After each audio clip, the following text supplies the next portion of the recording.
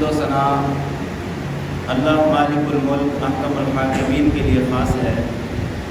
بے شمار درود و سلام ہو امام الانبیاء جناب محمد رسول اللہ صلی اللہ علیہ وسلم کی ذات گرامی پر۔ عزیز بھائیوں، اسلام کی اساس اور بنیاد عقیدہ توحید کے اوپر ہے۔ اگر انسان کے پاس عقیدہ توحید مضبوط ہے تو اس کی نجات انشاءاللہ یقینی ہے، اور اگر عقیدہ توحید کے اندر کسی قسم کی کمزوری موجود ہے تو پھر نجات ممکن نہیں ہے۔ ان اللہ لا یغفر ان یشرک بہ ویغفر ما دون ذلک لمن یشاء۔ اللہ تبارک و تعالی معاف فرما دیں گے اگر بندہ بغیر شرک کے اللہ کے پاس آ گیا، اور اگر شرک لے کر آیا تو پھر اللہ کبھی بھی معاف نہیں کرے گا۔ یہ اللہ تبارک و تعالی کا قانون ہے۔ وَمَن يُشْرِكْ بِاللَّهِ فَقَدْ حَرَّمَ اللَّهُ عَلَيْهِ الْجَنَّةَ۔ جو بھی اللہ کے ساتھ شرک کرتا ہے اللہ اس کے اوپر جنت کو حرام کر دیتا ہے، وہ شخص جنت کے اندر نہیں جا سکتا۔ اگر عقیدہ توحید مضبوط ہے، حالات کیسے بھی ہوں، عقیدہ توحید پر اس نے کسی قسم کا کوئی کمپرومائز نہیں کیا تو اللہ رب العزت اپنی رحمت کے ساتھ اس بندے کو معاف فرما سکتے ہیں۔ اللہ کے نبی صلی اللہ علیہ وسلم نے فرمایا، ایک آدمی اللہ رب العزت کے ہاں پیش ہوگا قیامت والے دن، اور اس کے گناہوں کے 99 رجسٹر اس کے سامنے پھیلا دیے جائیں گے، اور ایک رجسٹر اتنا بڑا ہوگا جہاں تک اس کی نگاہ جاتی ہے، تا حد نگاہ 99 رجسٹر گناہوں کے سامنے پھیلے ہوئے ہیں۔ اللہ رب العزت اس سے پوچھیں گے، اے میرے بندے کیا تیرے پاس کوئی نیکی بھی موجود ہے یا نہیں ہے؟ تو وہ کہے گا یا اللہ میرے پاس کوئی نیکی موجود نہیں۔ اس کو اپنی نیکی کی خبر ہی نہیں ہوگی۔ اللہ رب العزت فرمائیں گے تیری ایک نیکی ہمارے پاس محفوظ ہے۔ فرشتوں کو حکم ہوگا کہ وہ چھوٹی سی پرچی لے کر آؤ، بطاقہ، رجسٹروں کے مقابلے میں چھوٹی سی پرچی لے کر آؤ جس کے اوپر لکھا ہوگا اشہد ان لا الہ الا اللہ و اشہد ان محمد رسول اللہ۔ میں گواہی دیتا ہوں اللہ کے علاوہ کوئی عبادت کے لائق نہیں ہے، محمد صلی اللہ علیہ وسلم اللہ کے نبی اور رسول۔ پلڑے میں رکھا جائے گا، ترازو میں رکھا جائے گا، یہ چھوٹی سی پرچی والا پلڑا یہ 99 رجسٹروں سے زیادہ بھاری ہو جائے گا۔ اللہ رب العزت توحید کی برکت سے اپنی رحمت فرما کے اس بندے کو معاف کر دیں گے اور اس کو جنت کے اندر بھیج دیا جائے گا۔ جس کا عقیدہ توحید مضبوط ہے اس نے کبھی بھی اپنے رب کے ساتھ شرک نہیں کیا۔ یہ توحید کا عقیدہ، یہ اتنا زبردست کام، زبردست چیز ہے۔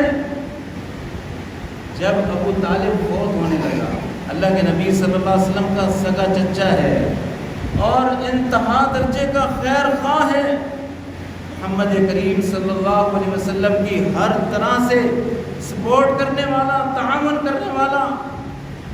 جب ابو طالب کی وفات کا وقت آتا ہے، اللہ کے نبی صلی اللہ علیہ وسلم اس کے پاس پہنچتے ہیں اور کہتے ہیں اے چچا کلمہ پڑھ لے، کلمہ پڑھ لیجئے، لا الہ الا اللہ کا اقرار کر لیجئے۔ یہاں تک کہ اللہ کے نبی صلی اللہ علیہ وسلم نے ابو طالب سے کہا کہ آپ میرے کان کے اندر کلمہ پڑھ دیں، میرے کان میں پڑھیں، لوگوں کو نہ سنائیں۔ کلمۃ احاج بہا لک عند اللہ، یہ تو ایسا کلمہ ہے قیامت والے دن میں اللہ کے ہاں اسی کلمے کی وجہ سے تیرے لیے اللہ سے بحث کروں گا، احاج جھگڑا کروں گا، اللہ سے بحث کر کے تجھے میں چھڑوا دوں گا، میرے کان کے اندر یہ کلمہ پڑھ۔ لیکن اس کی قسمت کے اندر اللہ رب العزت نے نہیں لکھا تھا. وہ فوت ہوتے وقت، مرتے وقت اس کی زبان پر یہ کلمہ جاری ہوا، میں اپنے باپ دادا کے دین پر مر رہا ہوں. اللہ رب العزت نے اپنے پیارے پیغمبر صلی اللہ علیہ وسلم کو تلقین کی، نصیحت کی، اِنَّكَ لَا تَهْدِي مَنْ أَحْبَبْتَ. اے پیارے پیغمبر صلی اللہ علیہ وسلم، آپ کسی کو ہدایت نہیں دے سکتے، آپ کے اختیار میں نہیں ہے کسی کو ہدایت دینا. وَلَكِنَّ اللَّهَ يَهْدِي مَن يَشَاءُ. بلکہ اللہ جسے چاہتا ہے ہدایت دیتا ہے. اللہ نے یہ توحید کا مسئلہ سکھلانا تھا، امت کو سمجھانا تھا. اگر مختار کل کوئی ذات ہے تو وہ صرف اور صرف اللہ کی ذات ہے. اے پیارے پیغمبر، آپ کے اختیار میں نہیں ہے کہ آپ کسی کو ہدایت کے راستے پر لے کر آئیں. آپ کا کام صرف بتلا دینا ہے، بیان کر دینا ہے. اللہ کے نبی صلی اللہ علیہ وسلم کی مجلس میں ایک صحابی کہتا ہے، ما شاء اللہ و شئت. جو اللہ چاہے اور جو آپ چاہیں وہی ہوتا ہے. اللہ کے نبی صلی اللہ علیہ وسلم نے جب اس صحابی سے یہ کلمہ سنا، یہ بات سنی، محمد الرسول اللہ صلی اللہ علیہ وسلم اس پر خاموش نہیں رہے. فوراً آپ نے اس کو جواب دیا، اے میرے صحابی، اے میرے ساتھی، قل ما شاء اللہ وحدہ ان تجعل للہ ندا. تو نے مجھے اللہ کا شریک بنا دیا ہے. قل ما شاء اللہ وحدہ، یہ بات کہے، یہ اقرار کرے، اکیلا اللہ جو چاہتا ہے وہی ہوتا ہے. میں تو چاہتا تھا میرا چچا ابو طالب مسلمان ہو جائے، میں تو چاہتا تھا مشرکین مکہ سارے مسلمان ہو جائیں، لیکن اللہ جو چاہتا ہے وہی ہوتا ہے. رسول اللہ صلی اللہ علیہ وسلم نے اس کلمے کو برداشت نہیں کیا، اس کو بھی شرک کا کلمہ کہا. ان تجعل للہ ندا، تو نے مجھے اللہ کا شریک بنا دیا. جو اللہ چاہے اور جو میں چاہوں وہی ہوتا ہے، ایسا ہرگز نہیں ہے. اکیلا اللہ جو چاہتا ہے. قل ما شاء اللہ وحدہ. یہ توحید ہے اور اسی کی تبلیغ، اسی کی دعوت اللہ کے نبی صلی اللہ علیہ وسلم نے ہمیشہ دی ہے. اور اسی وجہ سے آپ کو تکلیفوں کا سامنا بھی کرنا پڑا، مشکلات کا سامنا کرنا پڑا، مکہ آپ کو چھوڑنا پڑا. فاران کی چوٹیوں پہ کھڑے ہو کے اللہ کے نبی صلی اللہ علیہ وسلم نے جب یہ اعلان کیا تھا، قولوا لا الہ الا اللہ تفلحوا. لوگوں، لا الہ الا اللہ پڑھ لو، اس بات کا اقرار کر لو اللہ کے علاوہ کوئی عبادت کے لائق نہیں ہے. تفلحو، تم کامیاب ہو جاؤ گے. کامیابی اسی توحید کے اندر ہے، عقیدہ توحید کے اندر کامیابی ہے. تملک العرب والعجم، تم عرب و عجم کے مالک بن جاؤ گے اگر تم اس کلمے کا اقرار کر لو، اپنے دل کے اندر یہ عقیدہ بٹھا لو. عبادت کے لائق ذات صرف اور صرف اللہ کی ذات ہے. مختار کل اللہ کی ذات ہے، رزق دینے والی اللہ کی ذات ہے، اولاد دینے والی اللہ کی ذات ہے. عبادت کے لائق بھی صرف وہی ذات ہے. اور اللہ کے نبی صلی اللہ علیہ وسلم نے اس کے اوپر جو بھی قربانی آپ کو دینا پڑی آپ دینے کے لیے تیار ہو گئے، لیکن عقیدہ توحید کے اوپر کسی قسم کا کمپرومائز نہیں کیا. کافروں کی طرف سے بڑی بڑی پیشکش آئی، لیکن آپ نے صاف انکار کیا. قل یا ایھا الکافرون لا اعبد ما تعبدون. اے کافرو، جس کی تم عبادت کرتے ہو میں اس کی عبادت نہیں کرتا. ولا انتم عابدون ما اعبد، اور جس کی میں عبادت کرتا ہوں اس کی عبادت تم بھی تو نہیں کرتے. ولا انا عابد ما عبدتم، اور سن لو کبھی امید بھی مت رکھنا میں کبھی بھی اس کی عبادت نہیں کروں گا جن بتوں کی، جن معبودوں کی تم عبادت کرتے ہو. لکم دینکم ولی دین، تمہارے لیے تمہارا دین ہے، میرے لیے میرا دین ہے. توحید کے اوپر کسی قسم کا کوئی سودے بازی نہیں چل سکتی. محمد الرسول اللہ صلی اللہ علیہ وسلم کے اوپر جیسے مرضی حالات آئے آپ نے ان کا مقابلہ کیا. اللہ کے نبی صلی اللہ علیہ وسلم ایک مرتبہ ایک درخت کے نیچے آرام فرما رہے ہیں، آپ کی تلوار درخت پہ لٹکی ہوئی ہے، ایک کافر آتا ہے، وہ تلوار اٹھا لیتا ہے اور محمد رسول اللہ صلی اللہ علیہ وسلم کو جگاتا ہے، پھر کہتا ہے اے محمد صلی اللہ علیہ وسلم، تلوار سیدھی کرتے ہوئے من یملک منی، اب بتلائیں مجھ سے آپ کو کون بچا سکتا ہے؟ اس کے ذہن میں یہ تھا کہ یہ محمد رسول اللہ صلی اللہ علیہ وسلم جو توحید کا عقیدہ بیان کرنے والے، اللہ کے اوپر بھروسہ رکھنے والے، سب کچھ کرنے والی ذات اللہ کی ہے، زندگی اور موت کا مالک اللہ ہے، یہ جب تلوار اپنے سامنے دیکھیں گے ان کو پتہ چلے گا کہ تلوار حرکت میں آئے گی، ایک دم گردن تن سے جدا ہو جائے گی، تو یہ اپنے عقیدے سے فوراً پھر جائیں گے۔ اس کے ذہن میں یہ بات تھی، لیکن محمد رسول اللہ صلی اللہ علیہ وسلم جو اللہ پر سچا عقیدہ رکھنے والے، بھروسہ رکھنے والے، ذرا برابر ہچکچائے نہیں، تلوار اپنے سامنے دیکھ کر، موت اپنے سامنے دیکھ کر بھی نام پکارا تو صرف اور صرف اللہ کا۔ آپ نے فرمایا مجھے تم سے اللہ بچانے والا ہے، اتنی بات کہنی تھی، اللہ رب العزت کی طرف سے نصرت آئی، مدد آئی، اس کافر کے اوپر روب طاری ہوا، اس کے اوپر کپکپی طاری ہوئی، تلوار اس کے ہاتھ سے گر گئی۔ محمد رسول اللہ صلی اللہ علیہ وسلم نے وہ تلوار اٹھائی اور اس سے پوچھا اب تو بتا تجھے مجھ سے کون بچا سکتا ہے؟ عقیدہ توحید اللہ کے نبی صلی اللہ علیہ وسلم نے امت کو سمجھایا، موت کو اپنی آنکھوں سے دیکھنے کے باوجود بھی عقیدہ توحید کے متعلق بالکل نہیں ہچکچانا، اس کے اوپر کمپرومائز بالکل نہیں کرنا کسی حالت کے اندر بھی۔ اور پھر اس کا نتیجہ کیا ہوا؟ وہ کافر بھی بعد میں اللہ کے نبی صلی اللہ علیہ وسلم کے اخلاق کی وجہ سے اور پھر آپ کے عقیدہ توحید کے اوپر ڈٹ جانے کی وجہ سے، پختگی اختیار کرنے کی وجہ سے وہ بھی بعد کے اندر مسلمان ہو جاتا ہے۔ عزیز بھائیوں، اللہ تبارک و تعالیٰ کی طرف سے نصرتیں بھی اس وقت آتی ہیں جب بندہ عقیدہ توحید کے اوپر جم جاتا ہے، ڈٹ جاتا ہے۔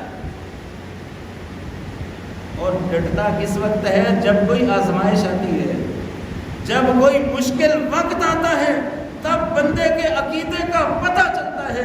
یہ اپنے عقیدے پر، اپنی زبان سے نکالے ہوئے اس کلمے پر لا الہ الا اللہ محمد رسول اللہ، اس کے اوپر یہ کس قدر پختہ ہے، اس وقت بندے کا پتہ چلتا ہے جب کوئی آزمائش آتی ہے۔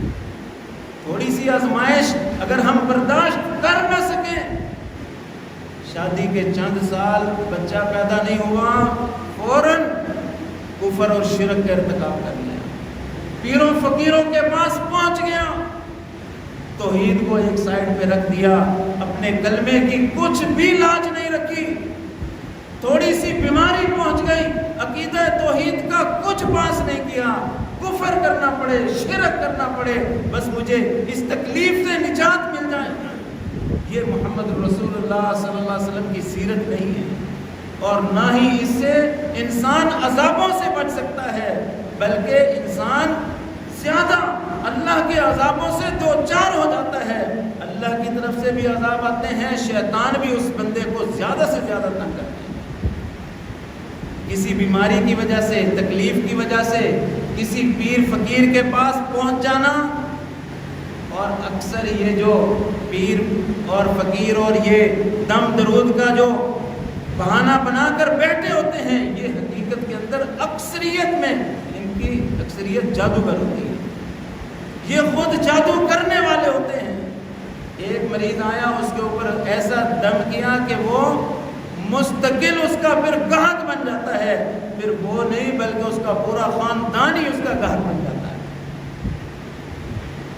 یہ جادوگر، یہ لٹیرے، ان سے اپنے آپ کو بچائیں، عقیدہ توحید اختیار کریں، تکلیفوں کے اوپر صبر کریں، جو شریعت نے جس قدر اجازت دی ہے اس قدر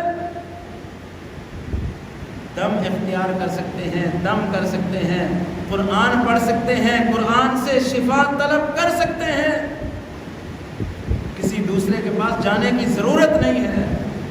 کوئی تکلیف آ جائے، بیماری آ جائے، سورۃ الفاتحہ کو اللہ نے سورۃ الشفا کہا ہے، یہ سورۃ الشفا ہے، شفا دینے والی، یہ آپ کے پاس موجود ہے، گھر میں موجود ہے، پھر کسی دوسرے کے پاس جانے کی ضرورت کیا ہے؟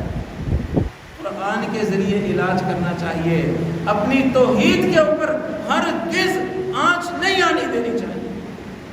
اللہ کی طرف سے نصرتیں، مدد اس وقت نازل ہوتی ہے جیسے کافر اللہ کے نبی کے پاس آیا، تلوار لے کے پوچھنے لگا، اللہ کی طرف سے مدد آئی، اس کے ہاتھ سے تلوار گری، توحید کی برکت سے، اللہ کے اوپر بھروسہ کرنے کی برکت سے۔ افغانستان میں کیا ہوا آپ سب کے سامنے ہے۔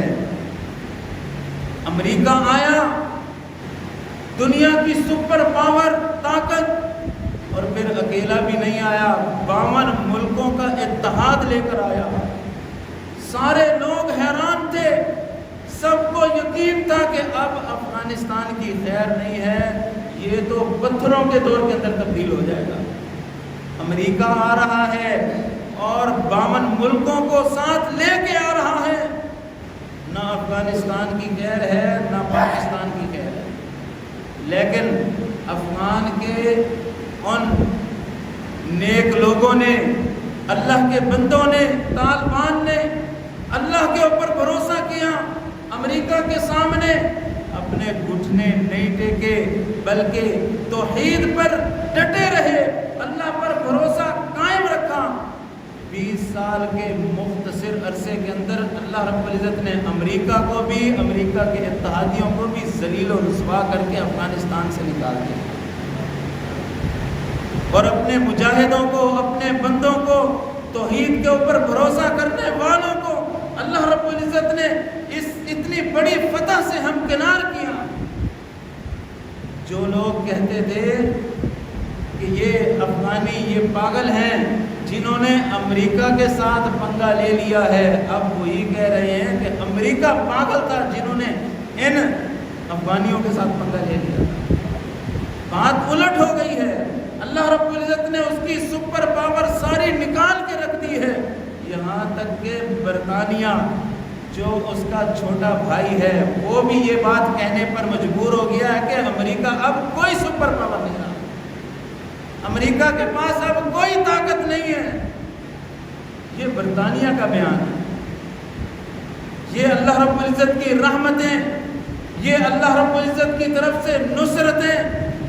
عزیز بھائیوں، یہ اسی وقت نازل ہوتی ہیں جب انسان عقیدہ توحید کے اوپر قائم رہے، عقیدہ توحید کے اوپر ڈٹ جائے، اس پر کسی قسم کی کوئی کمپرومائز، کوئی سودے بازی کرنے کے لیے انسان تیار نہ ہو۔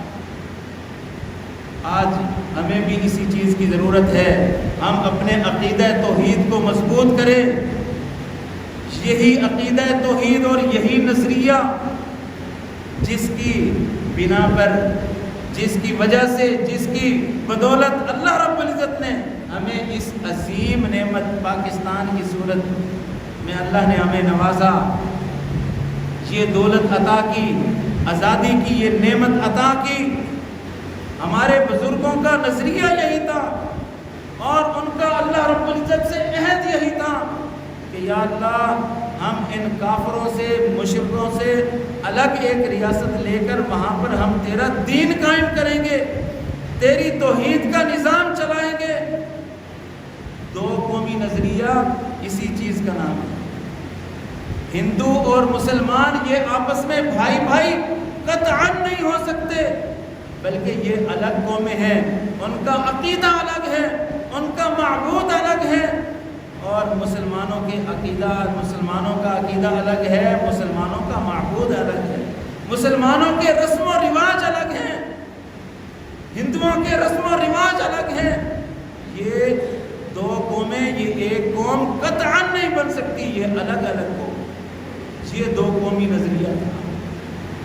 لیکن آج حالت کیا دیکھنے میں آ رہی ہے؟ جو کام ہندو کرتا ہے وہی کام ہمارے مسلمان کرتے ہیں۔ ہندو اپنے بتوں سے مانگتا ہے، مورتیوں کے آگے سر جھکاتا ہے، مسلمان قبروں کے اوپر سجدہ ریز ہو جاتا ہے۔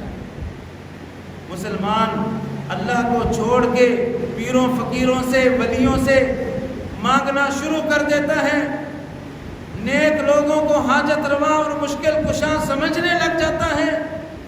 مسلمانوں کے رسم و رواج دیکھ لیجئے، مسلمانوں کا شادی بیاہ دیکھ لیجئے، بالکل ہندوؤں جیسا۔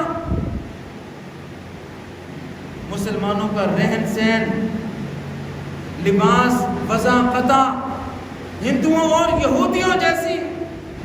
دو قومی نظریے کا یہ مطلب بالکل نہیں تھا۔ مسلمان الگ قوم ہیں، ان کا الگ عقیدہ، الگ نظریہ ہے، الگ رسم و رواج ہیں، یہ اللہ کی اطاعت کے مطابق زندگی گزارنے والے ہیں، اپنی من مانی یہ کرنے والے نہیں ہیں۔ عزیز بھائیوں، اگر ہم چاہتے ہیں اللہ کی طرف سے ہر قسم کا عذاب ہم سے ٹل جائے، اللہ کی رحمت نازل ہو، اللہ کی طرف سے نصرتیں آئیں، تو پھر ہمیں اپنے اسی نظریے پر واپس لوٹنا ہوگا جس نظریے کی بنیاد پہ ہم نے یہ ملک حاصل کیا تھا۔ اور وہ نظریہ کیا تھا؟ لا الہ الا اللہ محمد رسول اللہ۔ عبادت اگر کسی کی ہوگی تو وہ اکیلے اللہ کی ہوگی، اور اطاعت ہوگی تو وہ محمد رسول اللہ صلی اللہ علیہ وسلم کی ہوگی۔ اس ملک کے اندر اگر کوئی نظام چلے گا تو وہ توحید کا اور رسالت کا، محمد رسول اللہ صلی اللہ علیہ وسلم کی سنت کا نظام چلے گا۔ اسی نظام کو دوبارہ ہم اپنے اس ملک کے اندر نافذ کریں۔ اور اس کا یہ مطلب نہیں ہے کہ گورنمنٹ اگر پاکستان کے اندر اسلامی نظام نافذ کرے تو پھر نظام چل سکتا ہے، بلکہ ہر شخص اپنے گھر کا حکمران ہے، اپنے گھر کے اوپر اسلامی نظام نافذ کر سکتا ہے۔ حکومت کی طرف سے کوئی پابندی نہیں ہے۔ اگر میں اپنی بیوی کو، اپنی بیٹی کو پردہ کرواؤں، مجھے عمران خان قطعاً منع نہیں کرے گا۔ اگر میں شریعت کے اوپر عمل پیرا ہو جاؤں، اگر میں نماز کا پابند ہو جاؤں، اگر میں مکمل سنت کے مطابق داڑھی رکھنے والا بن جاؤں، پاکستان کی گورنمنٹ میرے خلاف کوئی بھی کارروائی کرنے کے لیے تیار نہیں ہے۔ جو چیزیں میں اپنے گھر میں اسلام کی نافذ کر سکتا ہوں وہ تو میں اپنے گھر کے اندر نافذ کروں۔ اور اگر ہر مسلمان اپنے اپنے گھر کے اوپر اسلام نافذ کرنا شروع کر دے تو کیا خیال ہے ہمارے ملک میں اسلام نافذ ہو جائے گا یا نہیں؟ حکومت قانون بنائے یا نہ بنائے اس کی کوئی پرواہ نہیں ہے، اس کی کوئی ضرورت ہی نہیں ہے۔ جب ہمارے پاس اللہ کی کتاب موجود ہے، اللہ کا قانون موجود ہے، اور ہمیں یہ اختیار ہمارے پاس موجود ہے، ہم نافذ کر سکتے ہیں، تو پھر ہمیں یہ کام کرنا چاہیے۔ تو عزیز بھائیوں، سب سے اہم چیز جو ہے وہ عقیدہ توحید ہے۔ توحید کے اوپر کاربند ہو جائیں، توحید کے اوپر پختہ ہو جائیں، کچھ بھی حالات آ جائیں، کوئی بھی پریشانی آ جائے، جان جاتی ہے جائے، مال جاتا ہے چلا جائے، اولاد جاتی ہے چلی جائے، لیکن توحید کے اوپر سودے بازی نہیں کرنی۔ اگر ہم اس کے اوپر پختہ ہو جائیں تو پھر اللہ تبارک و تعالی ہمارے حالات ہر قسم کے درست کر دے گا، اپنے ہر قسم کے عذاب کو بھی ٹال لے گا، اپنی طرف سے نصرتیں بھیجے گا، اپنی طرف سے مدد بھیجے گا۔ اللہ رب العزت سے دعا ہے اللہ تبارک و تعالی ہمیں توحید کے اوپر قائم رہنے کی، پختہ رہنے کی توفیق عطا فرمائے، اور ہم سب کو اسلام کے مطابق زندگی گزارنے کی توفیق دے۔ وما توفیقی الا باللہ العلی العظیم۔ جزاک اللہ خیر۔